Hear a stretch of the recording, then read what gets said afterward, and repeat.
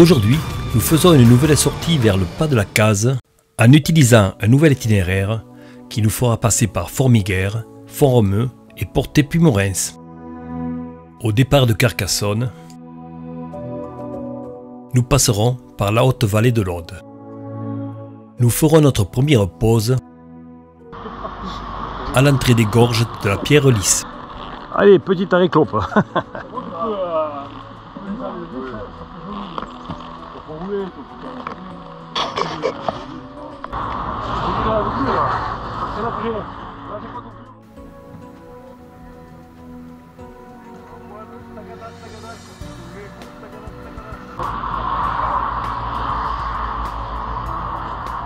C'est pas tout les copains, la route est longue et il faudrait penser à repartir.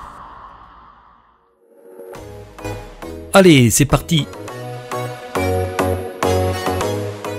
Nous rentrerons dans les gorges de la Pierre Lisse par ce petit tunnel qu'on appelle le trou du curé.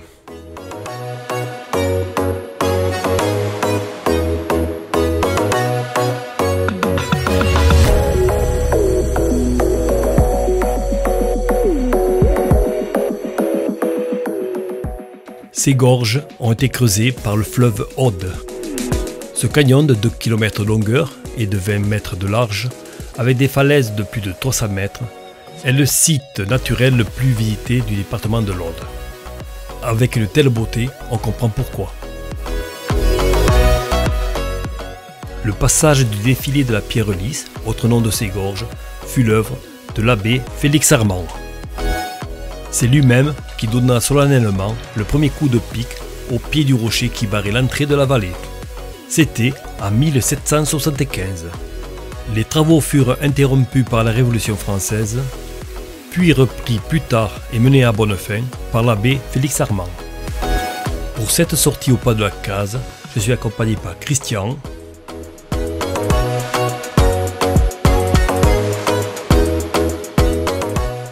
mais aussi par Nono, Carlos,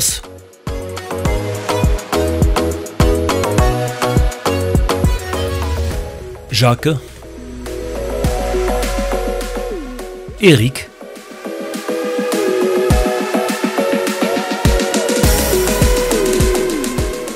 Riri et un intrus qui vient se greffer temporairement à notre groupe.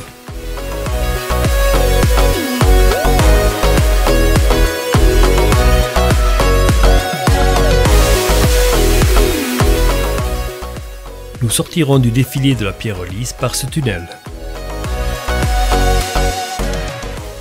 Sur notre gauche, cette falaise domine la commune de Saint-Martin-Lys.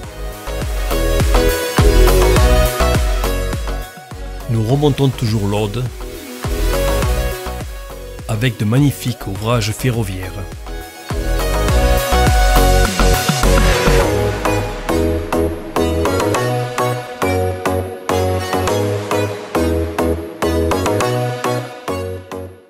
Encore un joli pont métallique où passe la voie ferrée.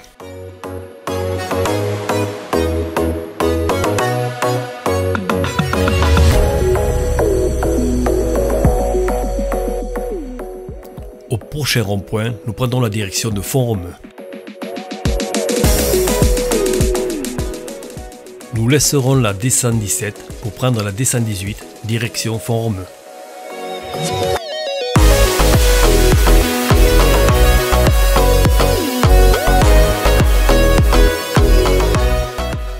Encore un autre viaduc.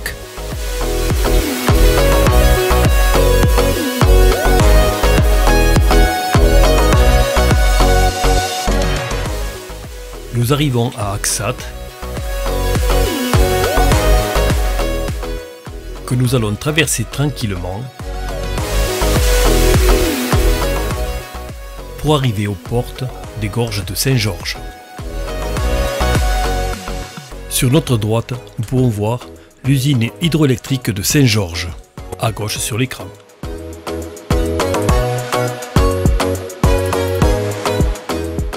J'attends le signal de Christian.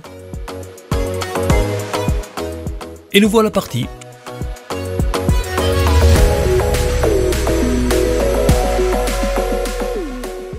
Les gorges de Saint-Georges se situent dans le massif des Pyrénées, au sud du département de l'Aude. Elles font partie du territoire de la haute vallée de l'Aude. Ce canyon particulièrement étroit a été creusé par le fleuve Aude. Cette faille fait 300 mètres de longueur et 15 mètres de largeur au niveau de la route. Les falaises abruptes font une hauteur de 150 mètres. Impressionnant, n'est-ce pas? Chaque fois que je passe dans ces gorges, je suis toujours émerveillé.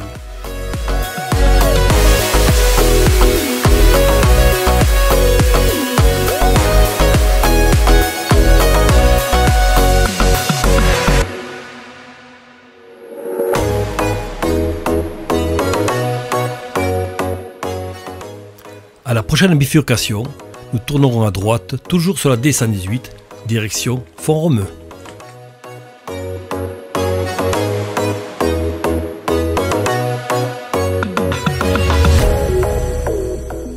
Nous allons passer devant l'usine hydroélectrique EDF de Nantilla.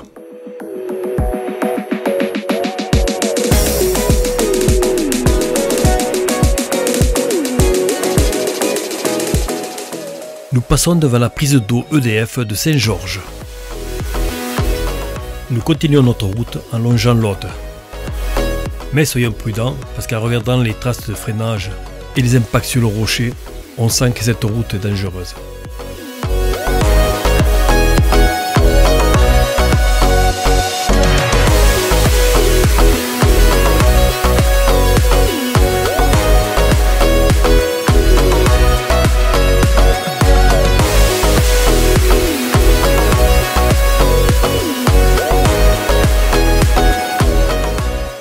Nous passons devant la centrale électrique Rec de Campagne à Rouze.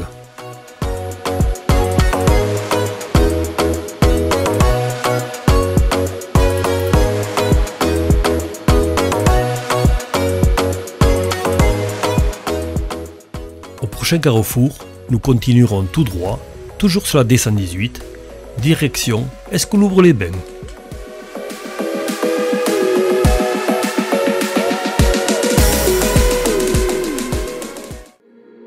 Nous voici à Escoulouvre-les-Bains.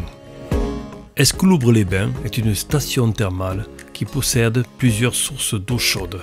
Les grandes bâtisses que l'on peut voir sont des établissements de soins thermaux qui sont aujourd'hui fermés. Les eaux sulfurées étaient principalement utilisées dans le traitement des voies respiratoires et des affections gynécologiques et dermatologiques. Nous passons devant l'usine hydroélectrique d'Escoulouvre.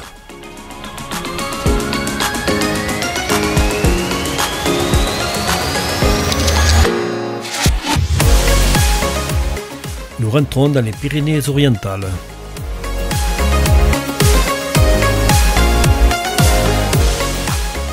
Sur notre gauche, le lac de Puy-le-Valador.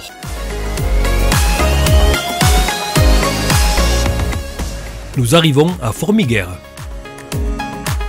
C'est dans ce village que j'avais prévu de faire une pause café.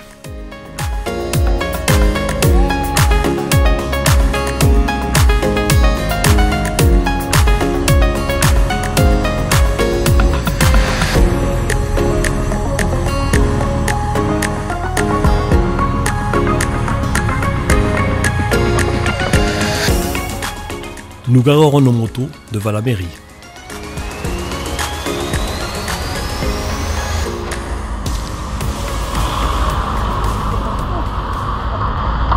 Il faut s'arrêter.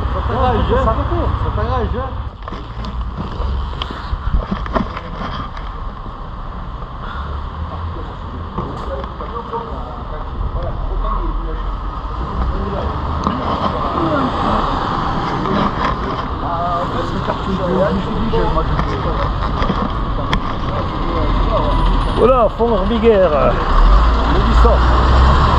On n'a pas fini la route quand même.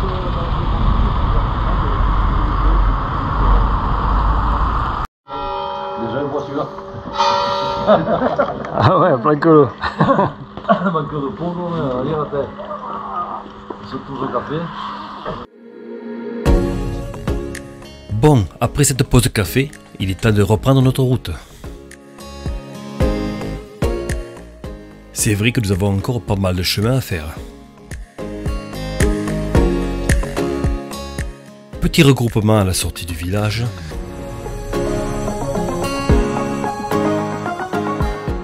Et c'est reparti.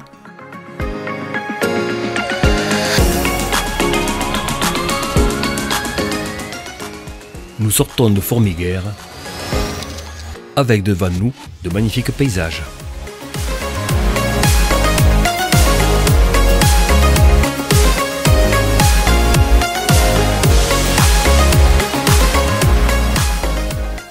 Nous passons au-dessus de l'Aude.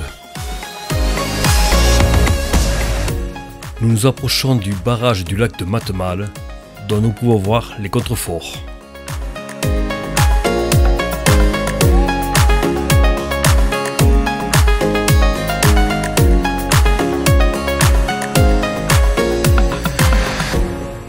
Le lac de Mattemal est un lac artificiel de 223 hectares. Il se situe à une altitude de 1541 mètres sur la commune de Mattemal. Construit en 1959, ce lac alimente l'usine hydroélectrique d'Escouloubre. Il permet aussi de régulariser le cours de l'Aude. Un peu plus loin, et toujours entouré de beaux paysages, nous arrivons dans la commune de La Yagone.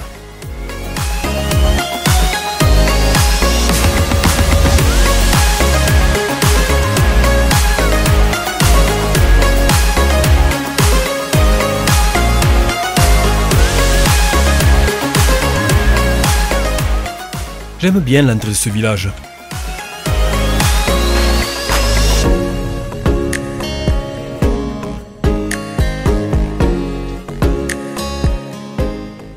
Ces magnifiques rochers donnent un certain cachet à ce village.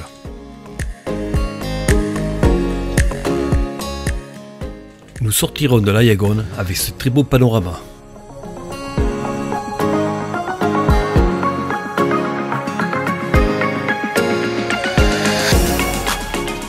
Nous traverserons la Cabanasse pour arriver à Beaucaire.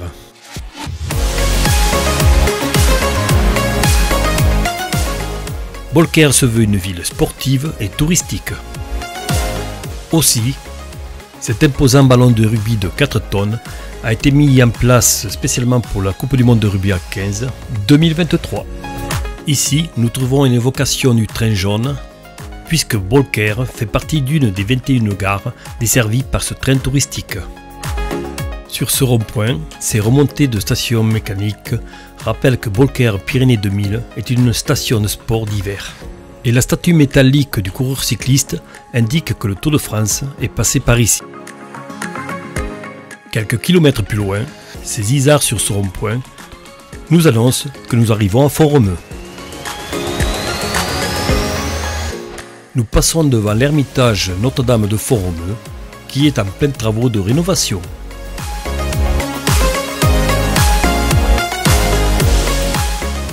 Gros plan sur les 3 statues qui dominent le pignon sud de l'ermitage. Nous pouvons voir au loin se détacher la chaîne des Pyrénées. Cette route nous offre des panoramas magnifiques. Nous arrivons à Font-Romeu. Font-Romeu a une vocation touristique et sanitaire depuis le début des années 1900. Les premiers équipements touristiques s'ouvrent aux alentours de 1924. Côté ski, les premières remontées mécaniques apparaîtront en 1937.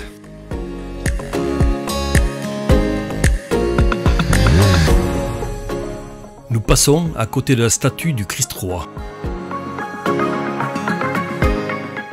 Nous sortons de Font-Romeu pour passer au-dessus du grand four solaire d'Odéo. Mis en service en 1969, il est un des 2 plus grands fours solaires au monde. Les rayons solaires sont réfléchis vers le concentrateur par 61 héliostats.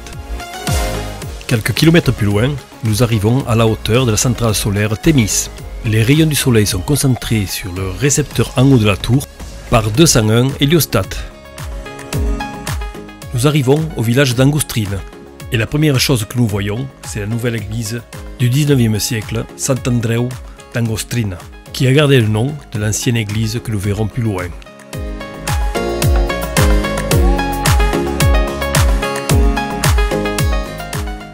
Au-dessus du village, nous pouvons voir l'ancienne église romane du XIIe siècle, l'église Sant'Andreu d'Angostrina.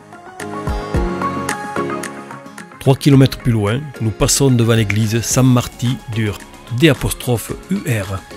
Cette église a été construite au XIe siècle, mais modifiée au XVIIIe siècle au niveau du clocher et de sa nef. À la sortie d'Ur, nous emprunterons la Nationale 20 pour passer par Enveig, la Tour de Carol, Porta et arriver à Portet-Pumorens. Ce qui est sûr, c'est que nous n'allions pas prendre le tunnel. Quand on roule en moto, c'est pour profiter de ces belles routes de montagne.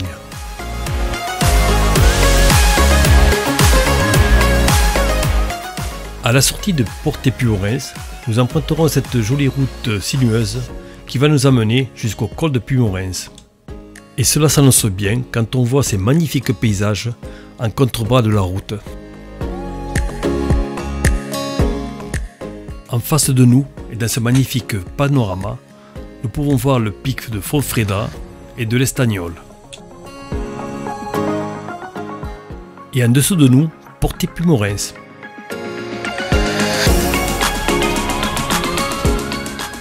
Franchement, on n'est pas bien sur cette route. Un ciel bleu, de beaux panoramas, que veux-tu demander de mieux? Et Jacques qui se régale.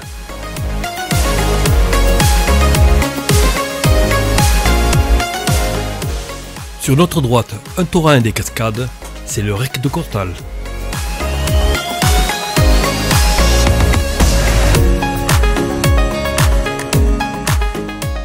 Nous voilà à nouveau en face des pics de Fontfreda et de l'Estagnol. Et toujours sur une belle route.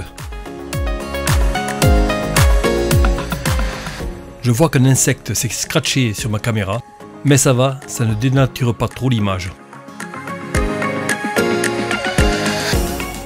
En bas à gauche, c'est la station de ski de Portet-Pumorens.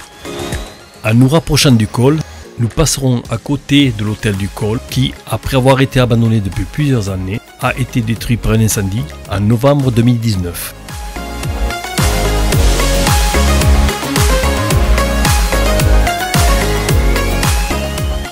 Nous passons le col de Pumorens qui se situe à une altitude de 1915 mètres.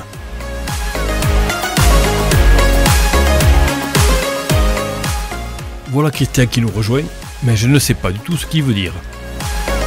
J'ai l'impression qu'il y en a qui ont mal aux fesses, n'est-ce pas?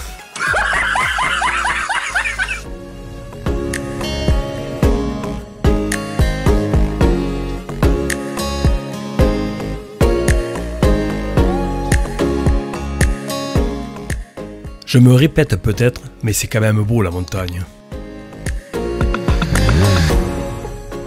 Regardez-moi un peu ces pics. Un petit salut à d'autres motards. Et nous voilà arrivés à la bifurcation qui va nous permettre de remonter vers le pas de case. Oula, c'est qu'il y a des gros travaux là. En s'approchant de ce carrefour, nous voyons qu'ils sont en train de préparer la route pour la saison hivernale. Nous sommes fin septembre et tout doit être prêt avant les premières neiges.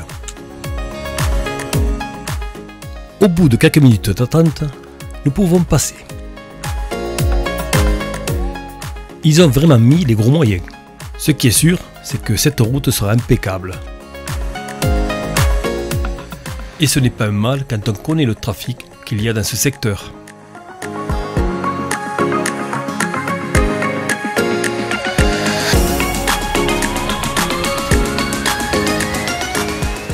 Par contre, cela crée beaucoup de bouchons, que ce soit en montant comme en descendant.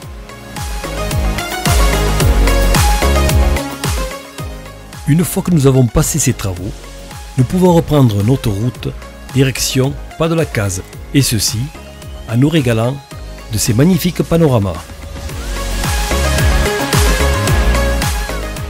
D'ailleurs, voici une belle vue sur la vallée de l'Ariège.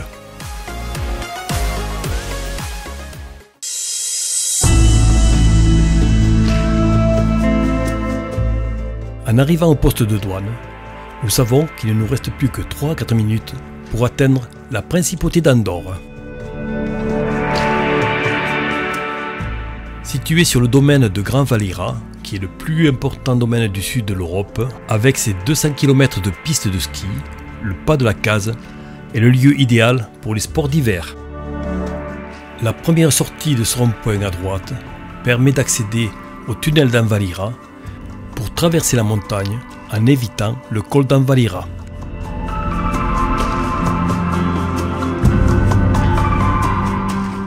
Nous rencontrons de nouveaux travaux que nous traverserons assez rapidement.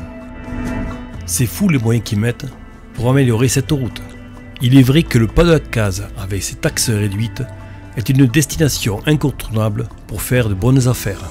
Aussi, beaucoup de monde monte au Pas de la Case et avec les variations climatiques, la chaussée souffre beaucoup.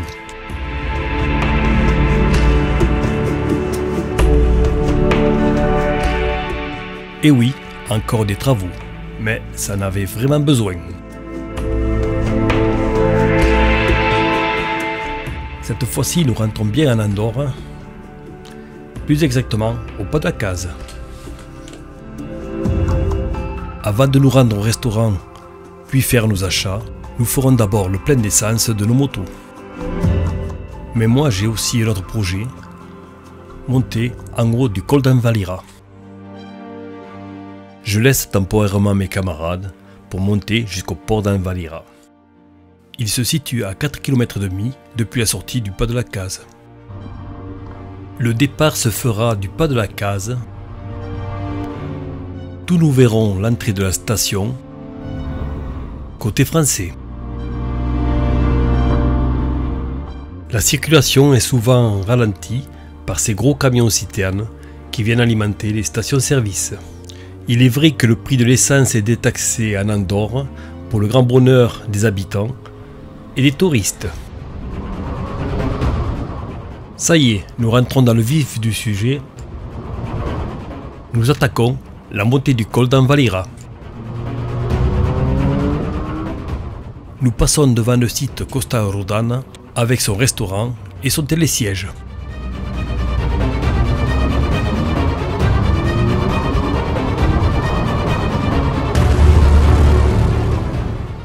Sur notre droite, nous avons une belle vue de la station du Pas de la Case.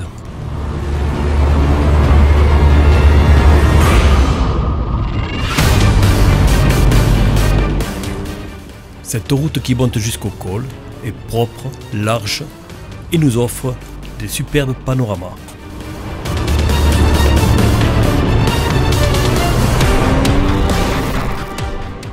Ça tourne et ça grimpe.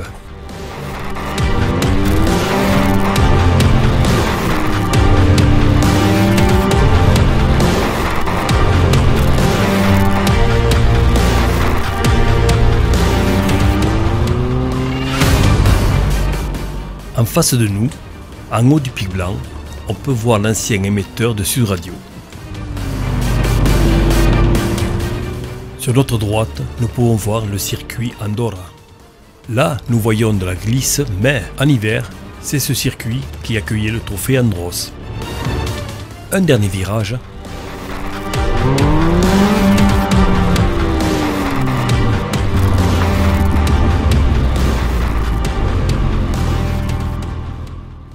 Et nous arrivons au port d'Envalira.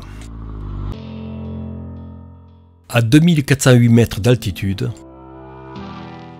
le port d'Envalira est le plus haut col routier des Pyrénées.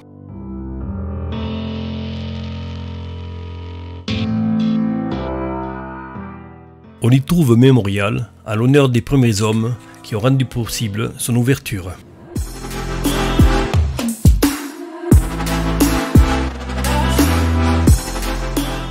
Un petit tour d'horizon avant de redescendre.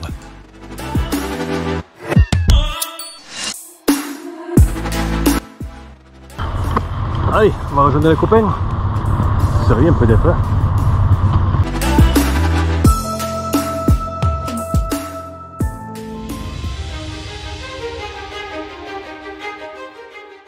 Et oui, il est temps de redescendre, rejoindre les amis qui doivent m'attendre pour manger. Et cette descente se fera avec de magnifiques panoramas.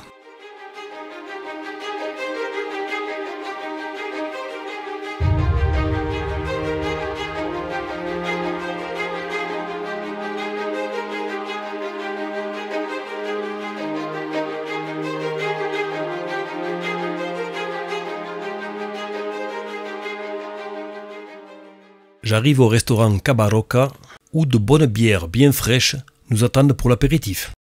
Oui, c'est pour ça qu'il est Ah ouais. c'est pour accéder.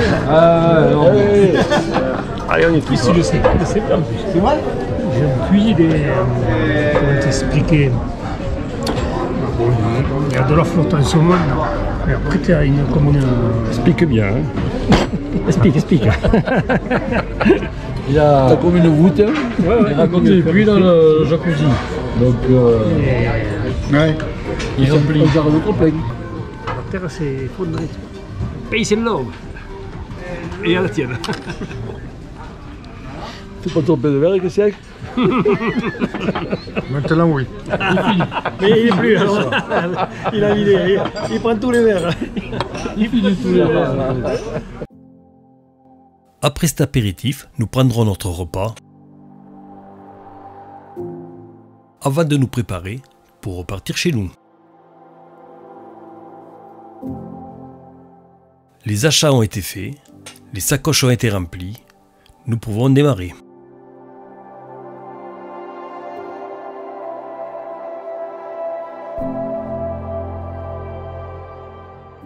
Comme vous pouvez le voir sur ces images, parce que toutes les rues du Pas de la Case sont remplies de commerces en tout genre. Le Pas de la Case est un haut lieu du shopping grâce aux faibles taxes appliquées sur certains produits comme le tabac ou l'alcool, mais aussi en raison de la présence de très nombreuses boutiques de sport, de mode, parfumerie, bijouterie. Sans oublier bien sûr les motards qui pourront s'équiper à bon prix.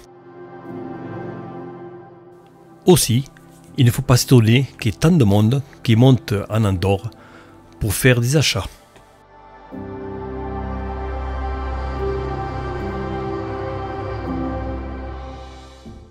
Ça y est, nous sortons du Pas de la Case. Chaque fois que nous revenons d'Andorre et que nous prenons cette route,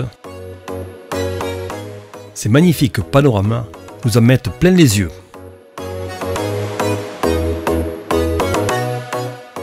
Nous arrivons au poste de douane. Les motards se font rarement contrôler, mais cela peut arriver.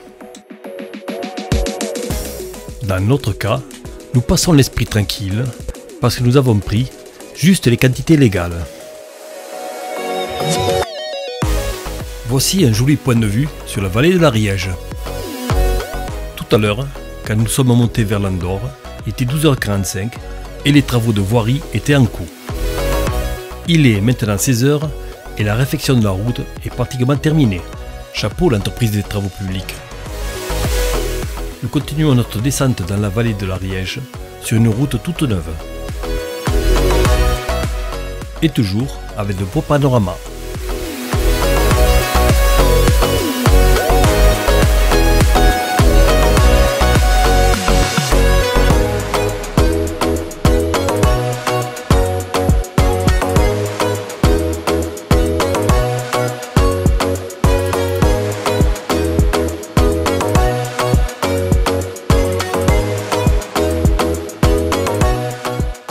Nous arrivons à la petite commune de Mérens-les-Vals.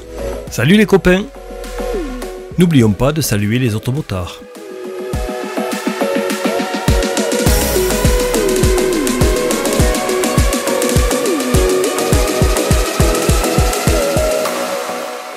J'ai oublié de vous dire que nous étions sur la route nationale 20 et que nous longions la rivière Ariège. Le bâtiment tagué en face de nous est la gare de départ de l'ancien téléphérique d'Axet-Terme. Inauguré le 17 décembre 1955, il a fonctionné pendant 25 ans.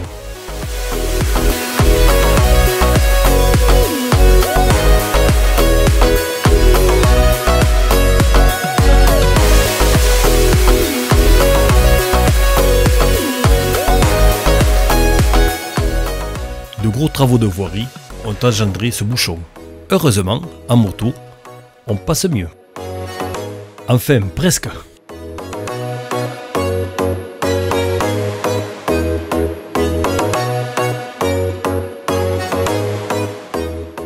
Ah oui, quand même.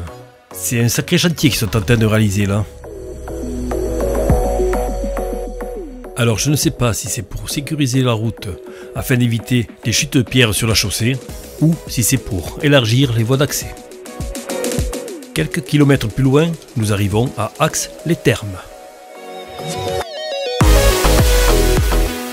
Une fois la ville traversée, nous prendrons la route de l'Aude, direction le col du Sciula.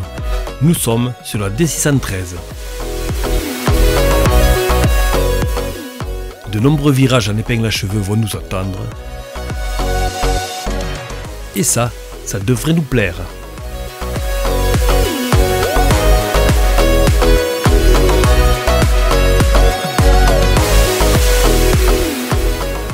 Au prochain embranchement, nous prendrons sur notre gauche, direction le col du Sciula. Nous restons sur la D613. Celui-là, il est gonflé. Il s'est garé juste dans le virage.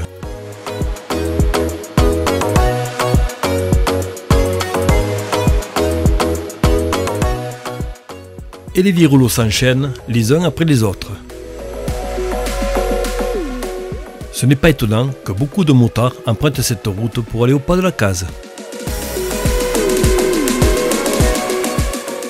C'est tout de même plus amusant que de rouler sur les lignes droites de la Nationale 20.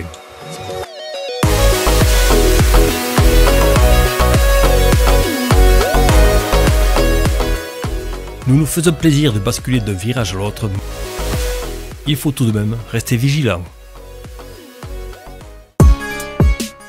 Des gravillons sont annoncés, alors attention.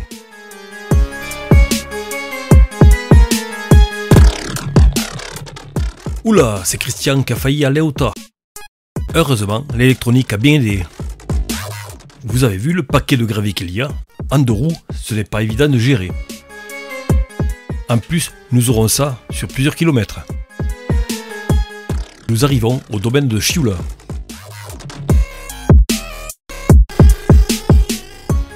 Et nous voilà au col du Sciula.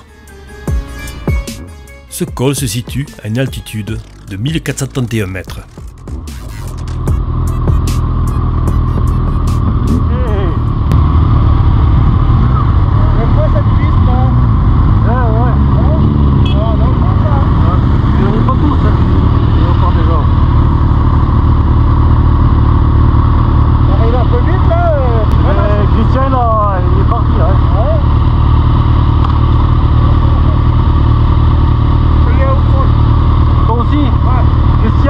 Il a fait l'embardé là. Moi c'est touché. Et le pied je l'ai remonté, la moto a fait. C'est chaud barre hein. Ah c'est bon, ça va aller. Et ça continue là. Nous roulerons prudemment et encore sur quelques kilomètres sur cette route gravillonneuse. Nous rentrerons à Carcassonne en passant par Espezel, Quillan et Limoux. Et c'est ici que se termine le reportage sur notre balade au pas de la case.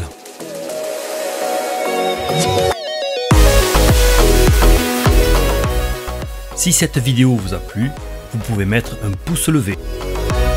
Vous pouvez aussi vous abonner, cela fait toujours plaisir. En vous abonnant, vous serez averti de toutes mes nouvelles publications.